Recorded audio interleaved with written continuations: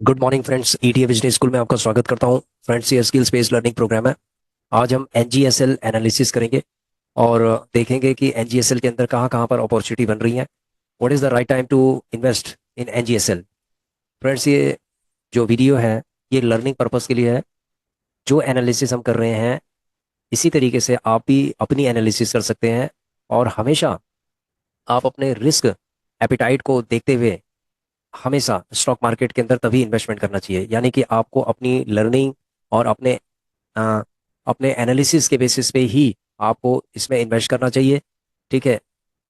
ये वीडियो सिर्फ एक लर्निंग पर्पस के लिए है। ये आपको सिखाया जा रहा है कि किस तरीके से जो अपॉर्चुनिटीज़ है वो बन सकती है, हमें कहाँ पर होल्ड करना चाहिए और अपॉर्चुनिटी कहाँ कहाँ पर बन सकती है। तो आइए चलते हैं हम अपने पोर्टफोलियो के अंदर। सबसे पहले हम ये बताना चाहते हैं कि हमारे दो पोर्टफोलियो हैं। पहला पोर्टफोलियो है एम स्टॉक के अंदर, दूसरा पोर्टफोलियो है हमारा जीरोधा के अंदर। ठीक है। और जो तीसरा पोर्टफोलियो हमने जो अभी रिसेंटली बनाया था वो बनाया था आईसीआईसीआई डायरेक्ट के अंदर, लेकिन उसके अंदर हम बिल्कुल भी सेटिस्फाइड नहीं है। इससे पहले मैंने एक वीडियो बनाई थी जो डीपी चार्जेस हैं, जो एक्स्ट्रा इतने सारे चार्जेस जो लगे हैं, यानी 10,000 रुपये का अगर हमने इन्वेस्टमेंट किया है तो उसमें अगर 1,000 रुपये ही आपके डीपी चार्जेस या एक्स्ट्रा कुछ चार्जेस में निकल जाए अप्रोक्सीमेटली, तो 10% तो पहले से ही उसने आपको ले लिया, आपसे ले लिया है। उसके बाद जब वो सेल होगा तो उसके बाद मान लीजिए कि 10% और, तो 20% तो उसने ले लिया। 20% ग्रोथ में कितना टाइम लगता है ये बताओ कि कम से कम साल 1.5 साल तक आपको होल्ड करना पड़ेगा, तो क्या फ़ायदा है इसका। तो इस तरीके के डीमैट अकाउंट में काम करने का कोई फ़ायदा नहीं है। इसीलिए मैंने वो वीडियो बनाई थी और आपसे एक रिक्वेस्ट की थी मैंने कि आप लोग मुझे सजेस्ट करें कि कौन सा ऐसा डीमैट अकाउंट है जो एम स्टॉक और जीरोधा के टक्कर का है। ठीक है फ्रेंड्स। तो आइए चलते हैं, हम एनजीएसएल के बारे में समझते हैं। तो सबसे पहले मैं आपसे आपको दिखाता हूँ। देखिए, ये है हमारा एनजीएसएल का जो रिकॉर्ड है। एनजीएसएल इन्वेस्टिंग रूल जो हमने बनाया था, एक साइकोलॉजिकल गेम है ये। हमेशा एक चीज़ ये देखिए कि साइकोलॉजिकल गेम है, आपको साइकोलॉजी समझनी पड़ेगी। सबसे पहले तो आपको जो इकोनॉमिक जो इम्पैक्ट है ना वो समझना पड़ेगा कि इकोनॉमिक इम्पैक्ट, किसी भी चीज़ का इकोनॉमिक इम्पैक्ट स्टॉक मार्केट के अंदर कैसे चलता है, कैसे पड़ता है। ठीक है। चाहे वो कोई न्यूज़ हो, बड़ी न्यूज़ हो, नेशनल न्यूज़ हो, इंटरनेशनल न्यूज़ हो। ठीक है। या फिर कोई इस तरीके का ग्लोबल एक्शन हो, इंटरनेशनल नेशनल एक्शन हो। ठीक है। आपस में जो कंट्री टू कंट्री के बीच में जो कन्फ्लिक्ट है उसकी वजह से भी हो सकता है, वॉर की वजह से भी हो सकता है, और इन्फ्लेशन रेट की वजह से भी हो सकता है। बहुत सारी चीज़ें हैं जो इम्पेक्ट करती हैं। किसी स्पेसिफिक इंडस्ट्री से भी हो सकती हैं या फिर आप ओवरऑल भी हो सकती हैं। ठीक है। इंडस्ट्री स्पेसिफिक भी हो सकती है, कोई इम्पैक्ट होगा इंडस्ट्री स्पेसिफिक होगा। सपोज जैसे जो बैंक्स हैं उनके लिए मान लीजिए एक अच्छी खबर होगी तो जो बैंक्स के जो स्टॉक्स होते हैं ना वो बिल्कुल रॉकेट की तरह ऊपर की तरफ जाते हैं। या फिर कोई और स्पेसिफिक सेक्टर होगा, उसके लिए अगर अच्छी खबर होगी तो वो रॉकेट की तरह ऊपर जाते हैं। ठीक है। या फिर उसका उल्टा भी हो जाता है। तो ये सब चीज़ें इम्पैक्ट करती हैं स्टॉक मार्केट में। इसीलिए जो इकोनॉमिक जो इम्पैक्ट होता है, जो इकोनॉमिक एनालिसिस होती है वो भी हमें साथ के साथ करनी चाहिए। क्योंकि अक्सर हम क्या करते हैं कि सिर्फ चार्ट को देखते हैं। ठीक है। चार्ट के हिसाब से एनालिसिस करते हैं। Chart is nothing but A technical indication है कि ये कहाँ पर चल रहा है। ठीक है। ये कहाँ पर आ सकता है, कहाँ पर हमें बाय करना चाहिए, ये सजेस्ट करता है, एक तरीके से इंडिकेशन देता है। लेकिन जो इकोनॉमिक जो इम्पैक्ट होता है ना वो ओवरऑल उसकी स्टडी हमें टाइम टू टाइम करनी चाहिए, हमें न्यूज़ देखनी चाहिए। तो ये सब चीज़ें हमें करनी चाहिए।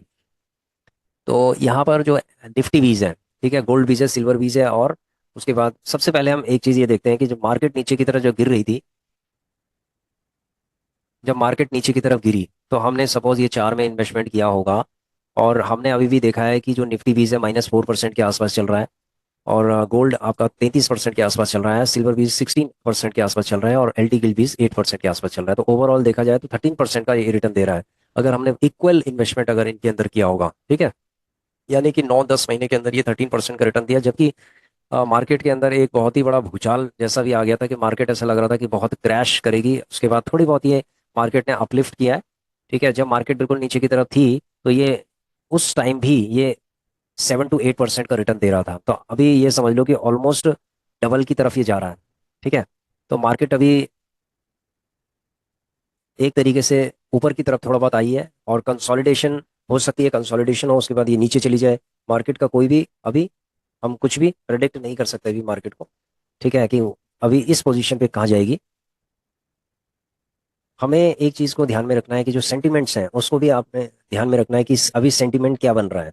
सेंटिमेंट्स को जरूर ध्यान में रखना चाहिए। जैसे इस समय जो सेंटिमेंट बन रहा है वो बन रहा है कि मार्केट नीचे की तरफ जा सकती है, ठीक है, वो हम चार्ट में भी बताएंगे आपको कि मार्केट नीचे की तरफ कैसे जा सकती है, हमें कहाँ कहाँ पर क्या क्या करना चाहिए।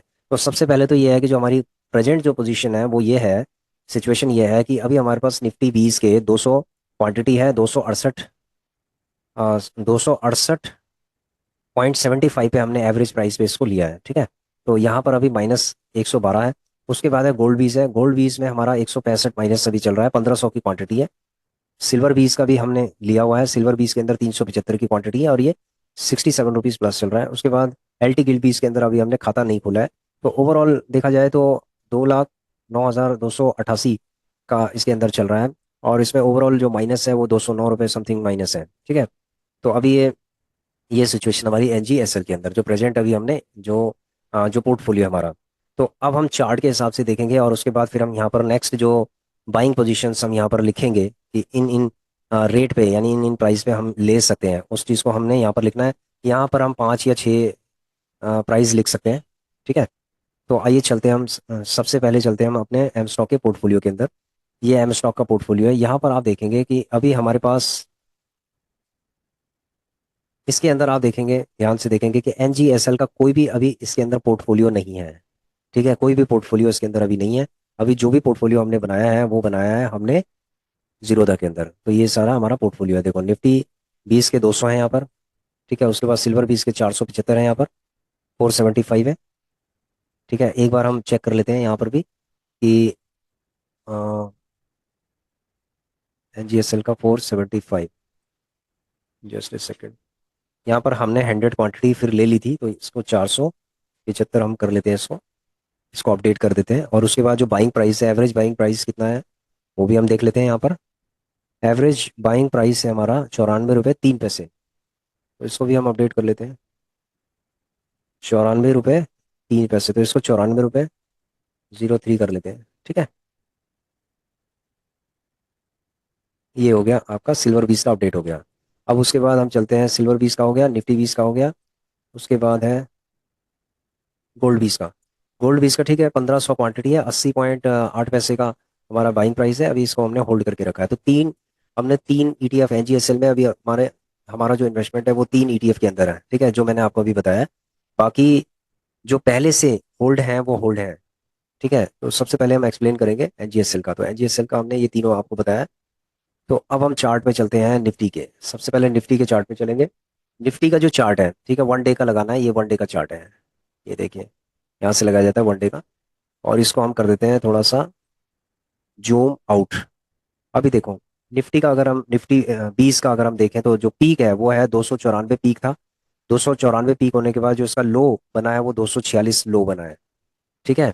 246 लो बना है, 246 के बाद ये चला गया था 272 पे, ठीक है। 272 के बाद ये आया है, अभी थोड़ा बहुत ये थोड़ा कंसोलिडेशन ये करेगा और उसके बाद ये शायद नीचे आ सकता है। तो अभी जिस तरीके से हम लोग इंडिकेटर के हिसाब से हम बाय करते हैं, तो उसके हिसाब उसको अगर हम फॉलो करें तो अभी बिल्कुल भी राइट टाइम नहीं है इसको बाय करने का, ठीक है। हमने यहाँ पर इसको बाय किया है लेकिन ये बाय करने का टाइम नहीं है, ठीक है। अब कई सब्सक्राइबर का ये कहना होगा कि भाई आपने यहाँ पर क्यों बाई किया जबकि ये आरएसआई तो ऊपर है, यहाँ पर ये ऊपर है। देखो ये सबसे पहले डीएमए से है ना, ये ऊपर है, ठीक है। हो सकता है कि यहाँ से टच करके और ऊपर निकल जाए, अभी कुछ कह नहीं सकते। लेकिन ऐसा भी हो सकता है कि ये इसको क्रॉस करके नीचे की तरफ आ जाए, तो यानी कि 40 से नीचे आ जाए। तो अभी देखते हैं हम कि सिचुएशन क्या बनती है। इसीलिए हम क्या करेंगे, जब ये 40 के आसपास आएगा यानी कि ये लगभग 260 के आसपास अगर आएगा, तो 260, अभी 268 चल रहा है, तो 260 से हम स्टार्ट करेंगे इसको बाई करना, ठीक है, 260। तो अभी चलते हैं हम यहाँ पर। तो यहाँ पर हम लिखते हैं इसको 260 पे हम इसको बाई कर सकते हैं 50 क्वांटिटी। फिर उसके बाद 3 रुपए और नीचे, यानी कि 257, 257 पे, ठीक है, 250 75। फिर 257 का के बाद है 253, ठीक है, 254 कर लेते हैं, 251 हो गया, 248, तीन तीन रुपए हम नीचे करते हैं,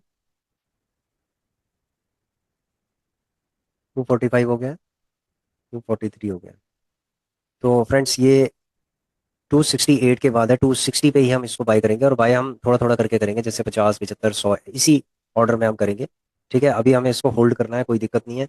ठीक है, एकदम से जल्दीबाजी अभी नहीं करनी है, क्योंकि मार्केट का अभी सेंटीमेंट नीचे का है। ठीक है, हो सकता है कि 15 से 20% निफ्टी 20 नीचे की तरफ चला जाए, कोई पता नहीं है। निफ्टी 20 15 से 20% नीचे का जाने का मतलब यह है कि हम ये भी लगा लेते हैं कि 15 से 20% कितना होता है, यानी 30 रुपीज के आसपास ही नीचे आ सकता है। 30 रुपये नीचे आने का मतलब यह है कि 268 - 30, यानी कि 240 के आसपास भी ये आ सकता है। ठीक है, 240 के आसपास भी आ सकता है, ये प्रेडिक्ट किया जाता है, अगर सेंटीमेंट नीचे का होगा 240 तक भी आ जाएगा।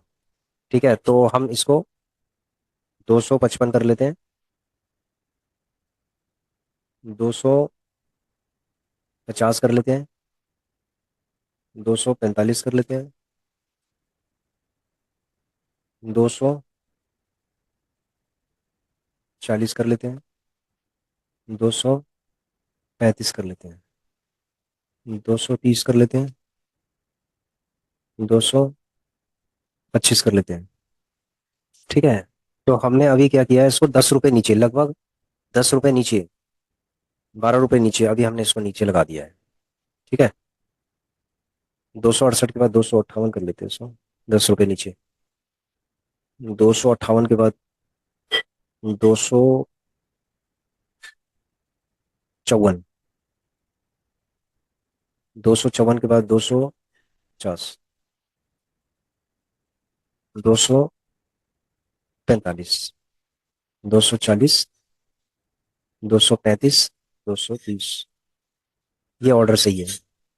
ठीक है, ये ऑर्डर बिल्कुल ठीक है, 258, 254, 250, इस तरीके से हम इसको जीटीडी ऑर्डर लगा सकते हैं। ठीक है, तो जीटीडी ऑर्डर भी हम लगा देते हैं, एम स्टॉक के अंदर लगाते हैं हम जीटीडी ऑर्डर, क्योंकि यहाँ पर अभी हमने लिया नहीं है, तो यहाँ पर हम लगा लेते हैं। ठीक है, तो जीटीडी ऑर्डर हम इसमें लगाते हैं, पोजीशन है,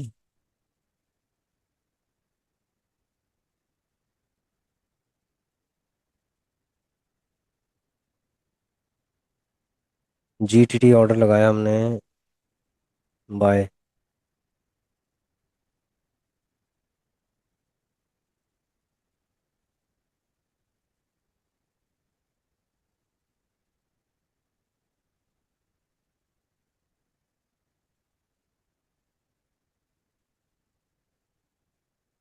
ठीक है,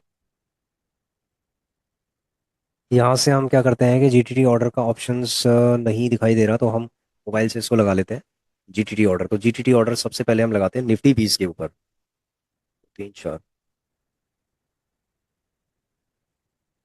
निफ्टी 20 में हम जीटीडी ऑर्डर लगाएंगे,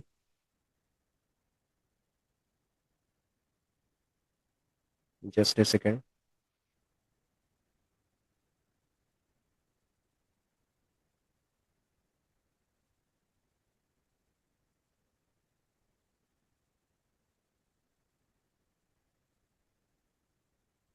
निफ्टी 20 में हमने कितना लिखा था, जस्ट ए सेकेंड, 258, क्योंकि अभी मार्केट नीचे की तरफ जा सकती है।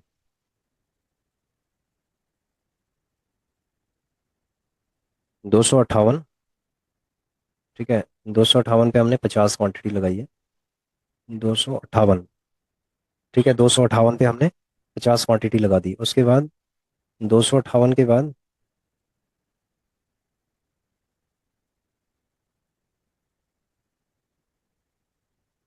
254, 254,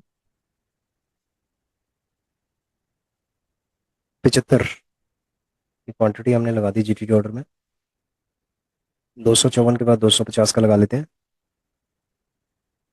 250,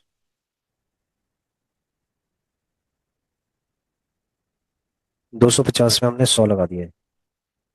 ठीक है, तो अभी फिलहाल ये जो 3 जीटीटी ऑर्डर अभी काफ़ी हैं, अगर ये बाय हो जाता है तो उसके बाद फिर हम देखेंगे। तो चेक कर लेते हैं जीटीटी ऑर्डर हमारे। देखिए, इसके अंदर हम जीटीटी ऑर्डर्स ऑर्डर्स में जाते हैं, ये जीटीटी ऑर्डर हमने, ये देखो जीटीटी ऑर्डर हमने लगा दिए। अब आप देखेंगे इसके अंदर 250 पे हमने लगा दिया जीटीटी ऑर्डर 100, 254 पे 75, 258 पे हमने लगाया, 258 पे लगाया हमने 50। ठीक है, 254 पे 75, 250 पे 100, तो ये 3 जीटीटी ऑर्डर हमने लगाए हैं। और एल टी गिल्ड बीस के लिए तो हमने ऑलरेडी जीटीटी ऑर्डर लगा रखे हैं। ठीक है, इसके अंदर एल टी गिल्ड बीस के लिए ये हमने पहले से ही ये लगा रखे हैं। ठीक है। तो निफ्टी बीस और एलटी गिल्ड बीस के ऊपर हमने अभी ऑर्डर लगा रखे हैं, इसके अंदर आगे चलते हैं। उसके बाद है सिल्वर बीस।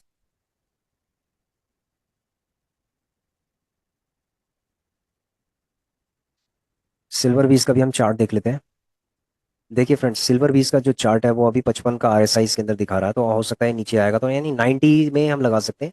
एक 90 लगा सकते हैं, 90 के बाद 82 85 तक लगा सकते हैं। तो आइए चलते हैं हम इसमें। सबसे पहले सिल्वर बीस का देखिए, यहाँ पर 90 लगा सकते हैं हम। 90 के बाद 84। 90 के बाद हम लगा सकते हैं 87। 87 के बाद हम लगा सकते हैं 84। ठीक है, बाकी ठीक है, कोई दिक्कत नहीं है। तो ये हम यहाँ पर एम स्टॉक के अंदर ही लगाएंगे हम जीटीटी ऑर्डर। तो सिल्वर बीस के हम जीटीटी ऑर्डर लगा लेते हैं।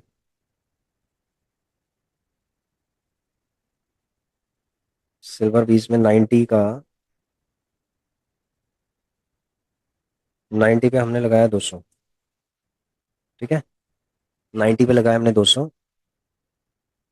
उसके बाद जीटीटी ऑर्डर 87 84। 87, इस पे भी हमने 200 ही लगाया 87 पे।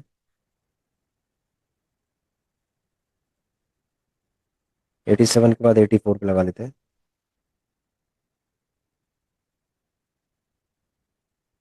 इसमें भी हम 200 क्वांटिटी लगाएंगे। तो ये हो गया हमारा सिल्वर बीस का। अब हम लगाते हैं गोल्ड बीस का। पहले गोल्ड बीस का चेक कर लेते हैं पहले। गोल्ड बीस का हमने चेक किया, देखो गोल्ड बीस का भी आरएसआई के हिसाब से बहुत ही टॉप में ऊपर चल रहा है, तो ये 80 पे चल रहा है, तो हम इसको 77 पे हम लगा सकते हैं। ठीक है, तो ये हम यहीं लगा लेते हैं गोल्ड बीस का। 77 पे हम लगाते हैं 500 क्वांटिटी। ठीक है फ्रेंड्स, यहाँ चलते हैं अभी गोल्ड बीस का 77 पे 500 क्वांटिटी। ठीक है, उसके बाद 75 पे 500 क्वांटिटी। ठीक है, 75 पे भी लगा देते हैं। 75 पे 500 क्वांटिटी।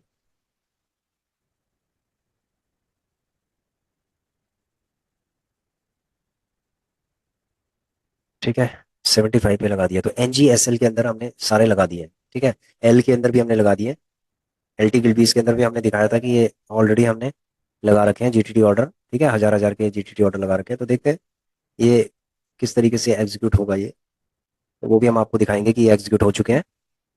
तो अब आप देखेंगे कि इसके अंदर अभी ये समझ लो आरएसआई के हिसाब से ये कोई भी अभी बाइंग जोन पे नहीं है। यानी कि अभी ये बिल्कुल भी बाइंग जोन पे नहीं है, ना गोल्ड बीज है ना सिल्वर बीज है। ठीक है, इसमें सिल्वर बीज के अंदर भी वेट करना पड़ेगा, और निफ्टी बीज तो बिल्कुल भी नहीं है।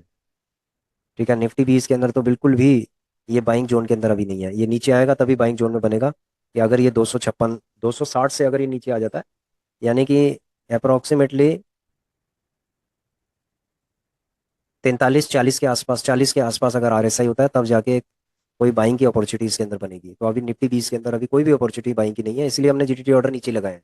ठीक है, जीटीटी ऑर्डर हमेशा नीचे ही लगाए जाते हैं, ताकि मार्केट जब नीचे की तरफ जाए तो ऑटोमेटिक आपके पास समय नहीं होगा। जीटीटी ऑर्डर आपके अपने आप एग्जीक्यूट होते जाएंगे, उसके लिए आपको फंड रखना पड़ेगा अपने वॉलेट के अंदर। ठीक है, तो ये मैंने आपको एनजीएसएल का एनालिसिस करके बताया है और जीटीटी ऑर्डर लगा के दिखाया है। तो इसको अब हमने छोड़ दिया है। अब देखते हैं मार्केट कहाँ जाती है, क्या करती है। Let's see. ठीक है, अब आता है एक और पॉइंट आता है कि एनजीएसएल के अंदर तो हम इन्वेस्टिंग कर रहे हैं, लॉन्ग टर्म के लिए कर रहे हैं। जो हमारे दूसरे ईटीएफ हैं, जैसे अल्फा अल्फा ईटीएफ, ऑटोबीज है, इसमें फ्रेंड्स हम बहुत बुरी तरीके से फंस चुके हैं अभी।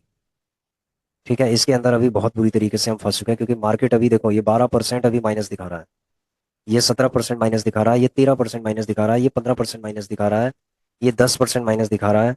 ये 12% माइनस दिखा रहा है। ठीक है, आप ये देखेंगे ये 15% माइनस दिखा रहा है। ठीक है, ये कोई 7% दिखा रहा है कोई। अब ये समझ लीजिए कि ये जो 12 12 15 15% ये अभी जब मार्केट ऊपर की तरफ आई है तब भी ये 17 17% 15% माइनस दिखा रहे हैं। जब सेंटिमेंट नीचे का बनेगा, यानी कि अब सेंटिमेंट नीचे का बन रहा है, ठीक है, कुछ इंटरनेशनल लेवल पे यानी ग्लोबल लेवल पे, इंटरनेशनल लेवल पे, और जो कन्फ्लिक्ट अभी चल रहा है, ठीक है, नेबरिंग कंट्रीज के साथ, तो उसकी वजह से जो इकोनॉमिक जो इम्पैक्ट पड़ेगा वो स्टॉक मार्केट के अंदर भी पड़ता है, वो दूसरे कंट्रीज के अंदर भी पड़ता है जहां पर हम एक्सपोर्ट इंपोर्ट करते हैं। ठीक है, जिन कंट्रीज के साथ हमारा ट्रेड होगा उन कंट्रीज के स्टॉक मार्केट के ऊपर भी पड़ेगा, हमारे स्टॉक मार्केट के ऊपर भी पड़ेगा। तो इसीलिए आप लोग ये समझ लो कि सेंटिमेंट हमेशा इन सिचुएशंस के लिए हमेशा नेगेटिव होता है। और इस समय मार्केट जो है ना 15%, लगभग 15% एकदम से नीचे की तरफ गिरती है। तो आप ये समझ लीजिए कि अभी एकदम से बाय करना सही नहीं है। आप वेट कीजिए, होल्ड कीजिए, और सिचुएशन देखिए, सिचुएशन के अकॉर्डिंग ही आपको ये समझ लो बाय करना चाहिए। क्योंकि जब मार्केट नीचे की तरफ एकदम 15% नीचे घुस जाएगी ना, और आपने अभी बाय किया हुआ है, तो आपका 15% नीचे पोर्टफोलियो होगा। तो इसीलिए हमने ये जो अल्फा अल्फा एटीएफ, जितने भी हमारे ईटीएफ है ना एनजीएसएल को छोड़ के, उसमें हमने 1 रुपए भी इन्वेस्टमेंट नहीं किया है। हमें पता है कि ये और नीचे जाएंगे, ये कम से कम 30 30% तक नीचे जा सकते हैं। जब ये 30 30% तक नीचे जाएंगे तो आप ये समझ लो कि ये भी हमारा ओवरऑल जो हमारा होगा ये 12% माइनस होगा, 12% के आसपास माइनस होगा। अगर एनजीएसएल ने इस चीज़ को अगर हैज कर दिया, होल्ड कर दिया, ठीक है, बैलेंस कर दिया हमारे पोर्टफोलियो को, तो वो एक अच्छा पॉइंट हो सकता है। लेकिन इस सिचुएशन में वो बैलेंस करने के लायक भी शायद रहेंगे या नहीं रहेंगे। ठीक है, तो इसीलिए जब मार्केट नीचे की तरफ जब क्रैश करती है उस समय एक बाइंग अपॉर्चुनिटी आती है। तो अभी कोई भी बाइंग अपॉर्चुनिटी नहीं है, जब ये नीचे गिर जाएगा 10 15 पॉइंट नीचे गिरेंगे, वहां पर एक अच्छी बाइंग अपॉर्चुनिटी बन सकती है। ठीक है फ्रेंड्स, तो आशा करता हूँ कि आप लोगों को समझ में आ रहा होगा। जिन लोगों के पास फंड्स हैं, जो लोग अभी तैयारी कर रहे हैं अपने इन्वेस्टमेंट के लिए, वो लोग एनालिसिस करके ही इन्वेस्टमेंट करें। क्योंकि ऐसा ना हो कहीं कि आज उन्होंने इन्वेस्टमेंट किया और 10 दिन बाद, 15 दिन बाद मार्केट 15% नीचे चली जाए, 15% नीचे चली जाए, और जिसकी वजह से जो उनके ईटीएफ या स्टॉक्स होंगे वो 30 30 35 40 40% नीचे गिर जाएंगे। ठीक है, जब मार्केट नीचे की तरफ गिरती है, अगर आप उस समय बाई करते हैं तो आपको एक अच्छा रिटर्न मिलता है। ठीक है फ्रेंड्स, तो आशा करता हूँ कि आप लोगों की समझ में आ गया होगा कि हमारी हमारा क्या एनालिसिस है एनजीएसएल को लेके, क्या पर्सपेक्टिव है। ठीक है, thanks for watching our video, please share, subscribe and like our channel. Thank you.